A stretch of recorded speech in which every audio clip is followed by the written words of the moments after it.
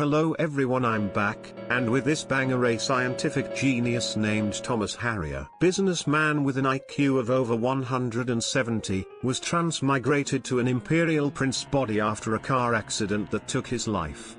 He found out that he is in a world similar to our own with a timeline akin to early 20th century.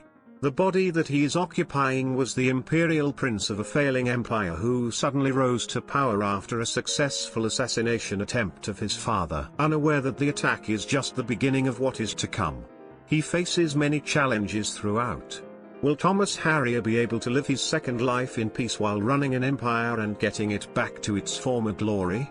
Or will he succumb into a conspiracy lurking within the country's borders? Expect some Cold War-era techs. Super battleship with advanced electronics, propulsion, and fire control systems. Helicopters, missiles, modern medicines and equipment. AC-130, a nuke, Challenger or Abrams or Leopard. F-4 Phantom or MiG-21. Colored TVs. Everything. What I want you guys do is like, subscribe, and if we get a good amount of like he'll release the next part which is ready for production, just waiting on y'all's opinion on this. If you don't like it, I have some other one that I know you'll like. I can see it. No, some will like it and some won't. For those who won't, don't worry, I have some other one in the works. Chapter 1, A Strange Circumstance. Somewhere, the winding state highway stretched westwards with its back towards the city's lights. Meanwhile, an undeveloped piece of forest waited for visitors further up the road. Continuing beyond even the county border, the state highway silently meandered on. Although there were 2 lanes on the road, no crossing cars could be seen even with the sparse street lights. The state highway in the dead of night seemed to fade from memory and into the silence. On such a silent night, a blue beast flew by. The Bugatti La Voiture Noire. The flowing, elegant, streamlined body with a sense of modernity resembled a noble lady, while the roaring of the W16 engine was like that of a fierce beast.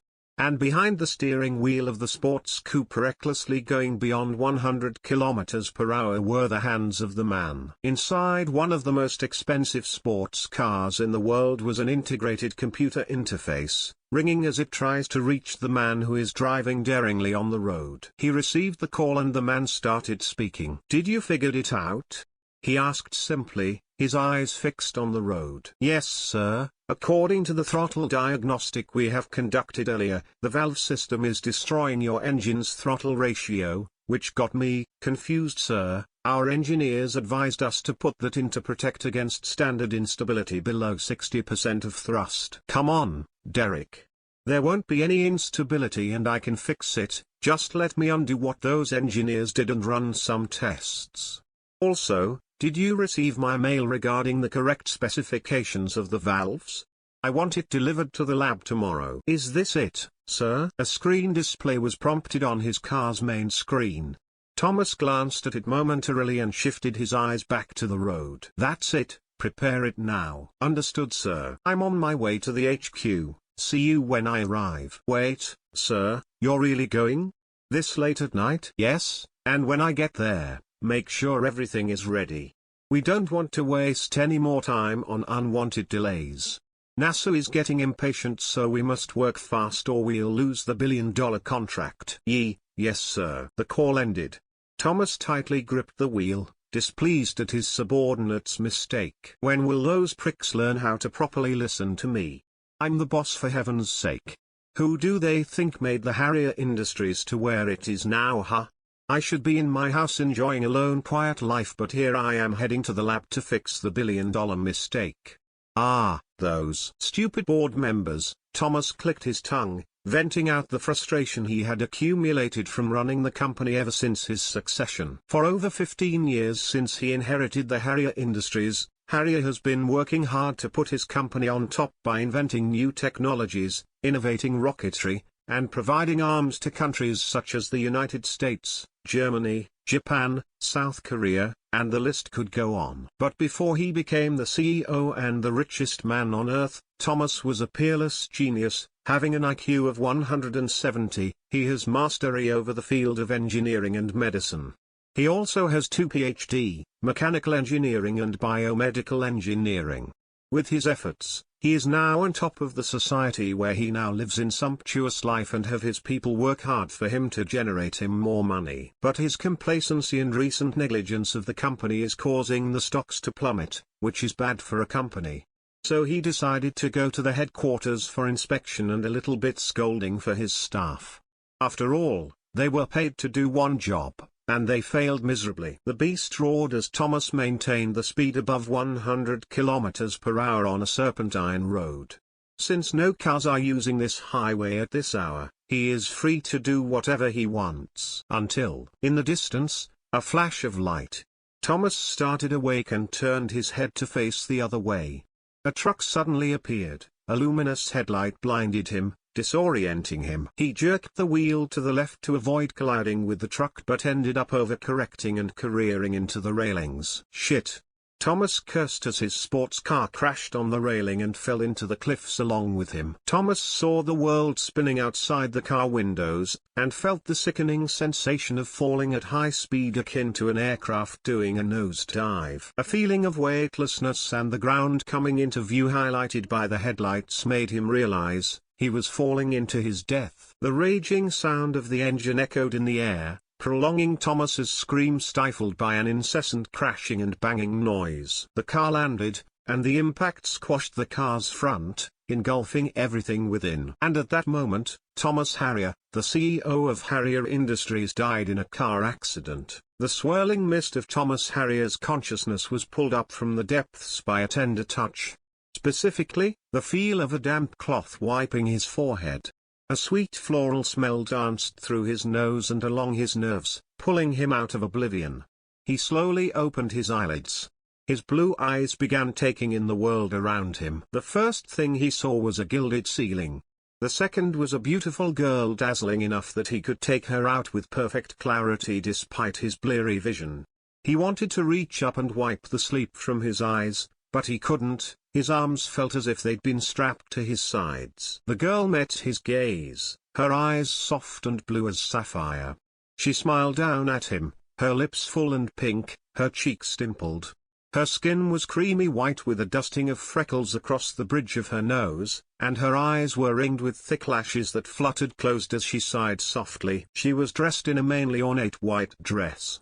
An outfit that gives off an impression of a princess.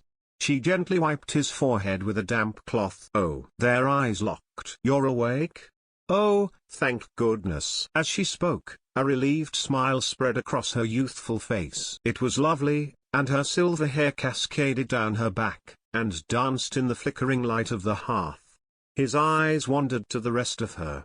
She had a slender neck and a slim figure with the curves of her body accentuated by her white dress. She's beautiful, he thought. But more importantly, who was she anyway? She wasn't anyone he recognized.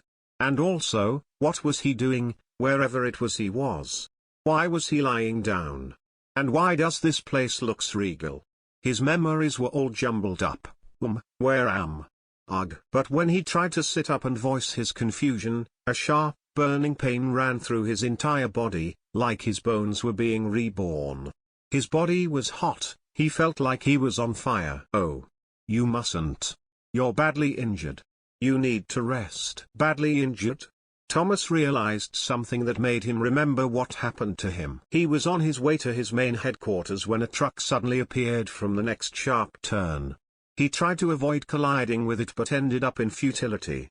He fell into the cliff, and that was the last thing he can remember. The moment he remembered, Thomas immediately ignored the pain burning through his body, wrenched himself up, and firmly grabbed the girl's slim shoulders. Where am I? Where is this place? He had to ask. The place around him doesn't look like a hospital, and also the girl attending him doesn't look like a doctor. And most importantly, with his speed back then, which was over 100 kilometers per hour. It happened too fast, but he's certain that no human being would survive that crash. Initially, the girl had been confused by the man who had yelled at her. She couldn't understand why. But she quickly gave him a soft smile to set his heart at ease. Don't worry, brother, you're in the palace, your room. I'm just here visiting you to see your condition. She twirled a strand of her hair while she answered him. She continued this time in a softer tone. Though, I've been visiting you here ever since the tragic accident. My residence? Thomas released her from his tightened grasp as he widened his eyes and studied the room he was in. This is surely not his residence. It didn't even resemble the interior design of the house he originally knew of. A plush baroque bedroom, marbled walls, gilded ceiling, and a colossal mahogany four-poster bed. This was certainly not his place, as he was a man of simplicity. And everything around the room radiates lavishness, which is not his style. With those sensory details, Thomas deduced that this is not his room. That's not all. The girl beside him addressed him as a brother. Does he have a sibling? As far as he can tell from his photographic memory, there's none. After all, he's the only child in his family. What are you talking about? I'm not your. Before he could finish his sentence, Thomas suddenly felt a sharp pain inside his skull, like it was being drilled from both sides. Brother? The girl that was watching over him saw him wincing in pain. With a worried look, she reached her hand out and caressed his back concerningly. Brother, are you okay? Do you want me to call the doctor? Thomas didn't answer, more like he couldn't. The agonizing pain tormenting his head prevented him from giving a response. With both hands clutched at his temple, Thomas endured the pain until who knows when. Ugh. Within those moments, Thomas began to notice something messing up his memories. They were fragments that slowly pieced themselves together as if trying to make sense. They were memories, but not his, but from a prince named Alexander Romanov. The huge flood of information sent Thomas into a panic, and everything he could see before him revelated one thing. He's not Thomas anymore, he is Alexander. Brother? Brother? The girl called out to him, worried, but to him, she was just a stranger. Or she should have been, but for some reason, it felt like he loved her. The love felt gross and alien. It wasn't his own. He couldn't manage to obediently accept the girl in front of him was his sister. As his repulsion and love pitted against each other, the woman named Christina kept calling out, "Brother." Christina. When he looked up at this girl he had never met before in his life and called her by her name, Thomas ceased being Thomas and became Alexander. Are you okay, dear brother? You look like you have a headache. Thomas couldn't still grasp what was going on to him. He had never felt this strange before. He died from a car accident and then woke up in another person's body. He fell back onto the luxurious bed and then shut his eyes to temporarily shut off all visual stimulation. My head still hurts. I want to rest more. Are you sure, dear brother? I was worried, it's been so long since. It's fine. I'm tired, I want to sleep some more. After he talked, Christina seemed a bit sad but never stopped smiling and nodded. Okay, brother. I'll give you some more time to rest and we'll come back to visit again soon. And with that, she stood up, placed a gentle kiss on his forehead, and walked out of the room. Thomas touched the part where Christina's lips had landed. He was caught off guard by the sudden kiss on the forehead. After the door closed, Thomas lay there for a moment and closed his eyes. Under his breath, he muttered, "What's happening to me?" Chapter 2, Alexander Romanov. Staring at the canopy of his bed for a few minutes, Thomas deeply contemplated his newfound issues. He was certain that he died from that crash, but waking up in another person's bodies? That is kind of absurd from a scientific standpoint. However, the nagging feeling deep inside his bones and the gut feeling told him that it was a very real, and by logical deduction, a very possible revelation. He felt like he was living in a dream, where nothing makes sense. He shook his head in confusion and decided to get out of bed and seek the answer to his questions. He stood up and staggered towards the door. Then, he noticed a mirror hanging in the corner of his room and caught a glimpse of his own reflection. That was the first time he saw his face. He gasped at the image the mirror showed him. It was a face he had never seen before. With a sharp brow line, pale skin, and a square jaw. It was a face of a handsome young man. He has purple hair and a lean body structure with a defined musculature. The man he saw in the mirror was not him. He was certain that this person in the mirror is Alexander Romanov, but he is Thomas. It was him all right, but his appearance had drastically changed. What's happening to me? He then retreated backward in fear and fell back into his bed. As he stared at the ceiling, he began to consider the possibility that he had somehow swapped bodies with someone else. But, That's not possible. I died in a car accident, so there's nothing to be swapped with anyone. Nothing made sense. He muttered to himself. He then shook his head to get rid of his worries. Instead, he decided to gather his bearings and focus on solving his current situation. To do that, he had to start with how he ended up here. He stood up, once again, and made his way to the door. As he opened the door, he was greeted by a large hallway with a red carpet leading to a huge double door at the end. Thomas was a bit perplexed since this place was so big and grandiose. Much like a palace. Wait, this is a palace. As he moved his foot forwards, he heard a few hushed voices coming from the direction of the double door. He strode as carefully and gently as he can to the end of the hallway and stood behind the door to listen in on the conversation. So Cousin Alexander is awake now?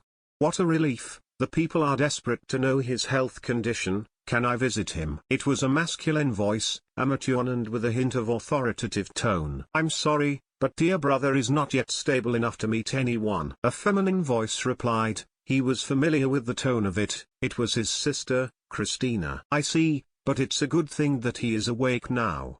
The people of the Ruthenia Empire are looking for a man who would lead them. My brother is going to become an emperor? According to the line of succession, yes he will. While listening to their conversations, Thomas couldn't help but wonder what was going on. Alexander will be the next emperor of the Ruthenia Empire?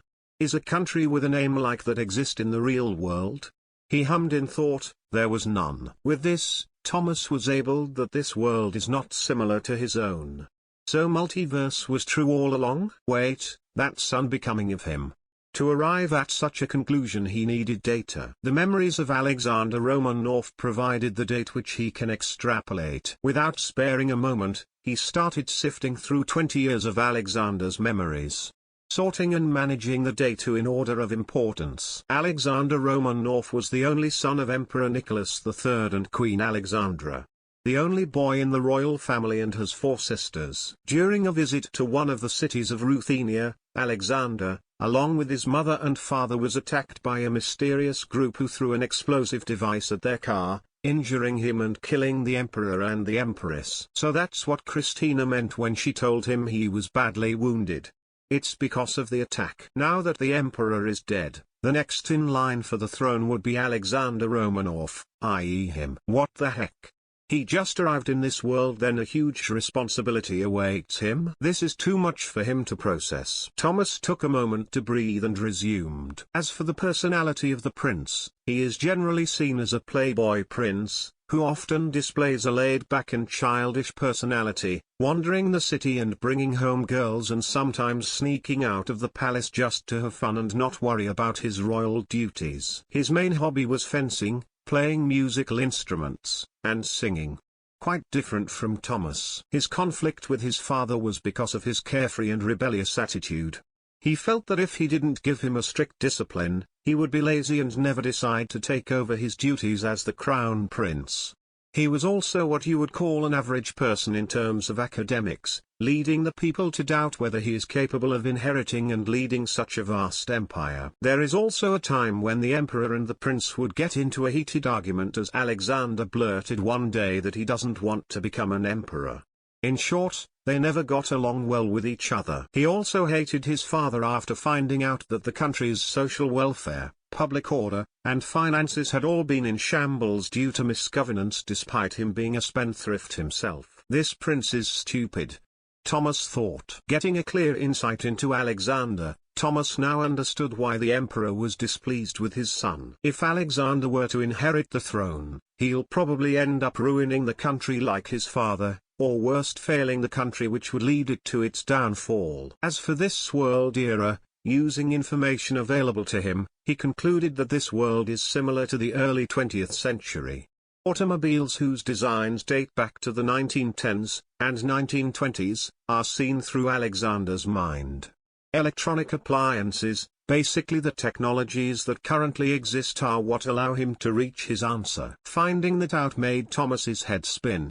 So this is not time traveling, as the name Alexander de Romanov didn't exist in history. Little by little, Thomas is starting to accept the fact that he was transmigrated to another world. Very well, I'll come by again once he is fully recovered, Please send my regards to the Imperial Prince, Your Highness. The sound of footsteps getting quieter on the carpeted floor made Thomas conclude that the man had left. Meanwhile, another pair of footsteps seemed to be coming over to him. Shit! Thomas quickly ran back to his room and jumped over to his bed. Christina entered the room and approached the bed.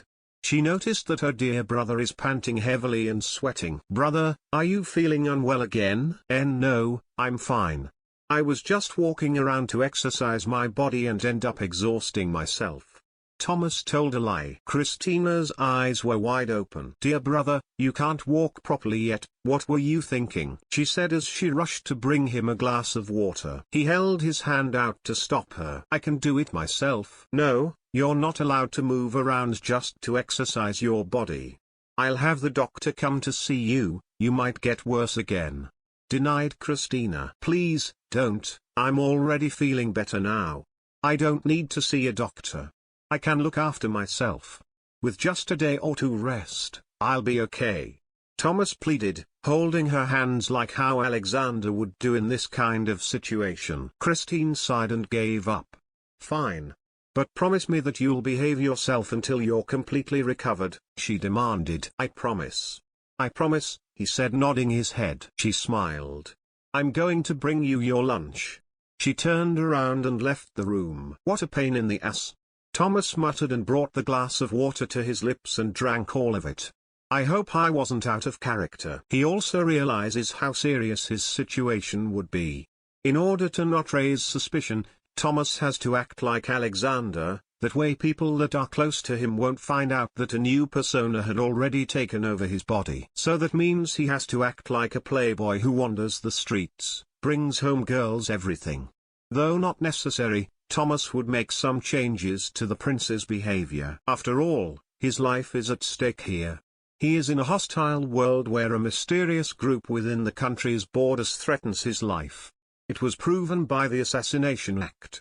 Their intention was to kill the reigning emperor and the successor. He doesn't know what their aim is, but he'll make sure they won't succeed. Chapter 3, Realization. Although Thomas Harrier had come from Earth, he'd transmigrated to another world, in a country called Ruthenio Empire. He was certain that there is no chance of survival on that crash, and yet he is stuck in a body of a prince named Alexander de Romanov, the prince of the Ruthenio Empire, that would soon become an emperor according to the laws of succession. Alone in his room, the royal maids of the palace made sure that the prince is getting his nutrients while he was resting in his room. The royal doctor was also summoned by the imperial household to examine the prince's health. In addition, Thomas made sure that he is exercising his body by walking around in circles in his room. This is to ready his body for what was to come. 2 weeks later, on the day he finished his recovery, his 3 sisters threw him a celebratory banquet. But before attending the event, Thomas decided to explore the palace to ascertain his location. He came up with an idea. Since some of the technologies present in this world have similarities to his past world, what about locations? Landmarks? And once he exited the palace, Thomas found out that the palace he is currently staying in looked familiar. Winter Palace, St. Petersburg. The palace is rectangular, it's 4 stories high and its facade is composed of white marble. The castle's grandeur and massive size can't be easily ignored. A Baroque palace, the palace's architecture is a mix between ancient and modern. The palace's exterior is made of red stones that give it a translucent look, white and silver-colored walls give it a shimmer. Was that a coincidence? He thought to himself. No, it's impossible. The date is July 2, 1923. He may not be a history nerd, but he can tell that in 1917, Russia had fallen from a revolution. Yet in this world, the monarch stood strong. Not only that, the names of the royal family do not match with the royalty reigning in the Ruthenio Empire. At first, he thought that he was transported back in time, but with the information at hand, it seems that he is in a different world altogether. He couldn't accept completely the premise he had made while he was resting. However, today Thomas realizes his insane theory. Looks like I just have to accept it, huh? That it would appear that I had arrived in a world entirely different from my own, dressed in an ornate red military jacket adorned with golden epaulets and a red sash. Thomas, no, Alexander, arrive at the dining hall. The dining hall is like any formal dining hall. It has a long table with chairs on both sides. Sitting in their respective places were his siblings. However, there were only two of them. Christina and Tiffania. "Welcome, brother, have you finished your stroll around the palace for today?" Christina greeted him with a smile. "Yes, I have. The doctor also said that I'm already fit to move around. Saying that I have to pay attention to my health," he said. "That's good to hear." Christina gave a warm smile. "Oh wait, there's one more person at the table. Come on, let's go take our seats." Christina took Alexander's hand and led him to his seat. Meanwhile, the other sibling, Tiffania, has her eyes glued at the entrance of the dining hall with a pout on her lips while she held a golden champagne flute in her hand. Tiffania is the fourth child of the Imperial family. She is currently a young princess at the age of 16. Just like Christina and the other two princesses of the royal family, she has silky and smooth hair. It's long, reaching down to her waist. And just like Christina, her hair was decorated with an elegant tiara. She has a slim, young, and beautiful face. She has a petite body with her height reaching 5 feet 5 inches. She has a dull, and lifeless blue eyes. Her skin is somehow pale, so pale that it looks like it's made of porcelain. And her lips, as if it's been painted by blood, it's also colored pink, giving her an alluring look. When Tiffania noticed his eyes fixed on her, she furrowed her brow. "What are you staring at? Creepy," she said coldly, making Alexander irritated. "Don't be like that. Why not welcome me properly? You know, it's rude to tell your own brother that he's a creep," he scolded her, just like how the real Alexander would do. "You're always like this. Shut up," Tiffania answered. The two have a complicated relationship. Alexander doesn't know why, but she's always bitter and cold towards his brother. Alexander sighed and shook his head. "It's been years and yet your attitude towards me has not changed. How sad. And I thought that you at least will treat me well after my recovery." "Just shut up and go to your seat." Her words were like daggers. All right, all right." He gave up and sat in his seat. He inwardly clicked his tongue, completely annoyed by her behavior. If he were to meet her in his world and display that kind of attitude, he would have called her out. "Is this how siblings interact with one another?" he muttered inaudibly. He doesn't know, after all, he doesn't have a sibling in his world. However, the tension between them didn't go away. "Tiffania, you're being rude to your brother. Apologize to him now," Christina scolded. Christina is the third child of the royal family. Compared to Tiffania, Christina is a gentle, caring, kind, and amiable one. Never once in Alexander's life has he had a fight with Christina because apparently, he likes her. She's the only one who understands and accepts him. "Not in a million years." Tiffania harumphed, glaring at Alexander indifferently. "That's enough. We're here to celebrate your brother's recovery, not so you can make another fight with him. So, please, stop this fight," Christina pleaded. Tiffania sighed exasperatedly. "Fine, but only for this day." "Thank you." Alexander heaved a sigh of relief, grateful the ordeal was over. He looked over at the dinner dishes neatly placed on the table, marveling at how sweet and succulent the freshly breaded cutlets were along with all the other dishes, including apples, pears, plums, and wine. Christina then gave Alexander a wine glass and poured some wine into it.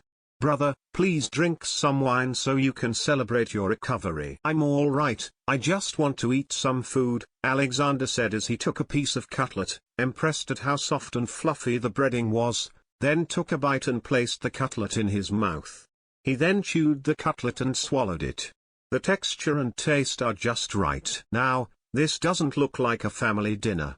There are 4 missings, his now deceased father and mother, the eldest and the youngest child of the royal family. The reason for that is simple: his elder sister is in a foreign country, married to a foreign prince. As for the youngest, it's so sad that Anastasia can't eat with us." Christina had a wistful look in her eyes after saying that. Tiffania on the other hand looked down solemnly. He wondered why. The thing about Alexander's memories is that it acts like computer storage. For example, if you want to look for a specific file, You'll have to type the name of the file down at the search engine, then it will be displayed. So in Thomas's case, if he wants to know about something that only Alexander would know, he has to focus his mind on a certain subject. Then he just has to hope that information exists regarding the said subject. Setting that aside, Thomas searched for info about the youngest child of the royal family. According to Alexander's memories, the reason why she can't come with them is because of her weak constitution. But that's not all. Thomas widened his eyes in horror after knowing more about her. She's inflicted with a deadly disease. Tuberculosis to be exact. Christina's lower lips were trembling as tears began to moist her eyes. Poor Anastasia, she's only 12 yet she's already suffering from a deadly disease. It's not fair, Christina said, sobbing. I'm sorry brother, for seeing my cry on this occasion. It's fine, the feeling is mutual, Alexander said calmly. Tiffany also had a sad look on her face. This is the first time Thomas had seen such depressing faces. There is no doubt that they loved Anastasia. Tuberculosis is considered in this world a deadly disease that if you're inflicted with it and left untreated, you can either die or remain bedridden for the rest of your life. Though in his world, tuberculosis can be combated by antibiotics, however in this world, such medication didn't exist yet. According to the royal doctor attending Anastasia, she only has a year or two left in this world. To think that Anastasia will die of such an easily curable disease. It feels weird, but Thomas also felt heartbroken knowing that fact. Thomas lost his energy to eat. He stood up and looked at his two sisters with a determined look. It pains my heart to see you two saddened by Anastasia's condition. So I decided that I will do what is in my power to save her, he announced and continued. So let me see her. Tiffany and Christina gazed at him with shocked expressions.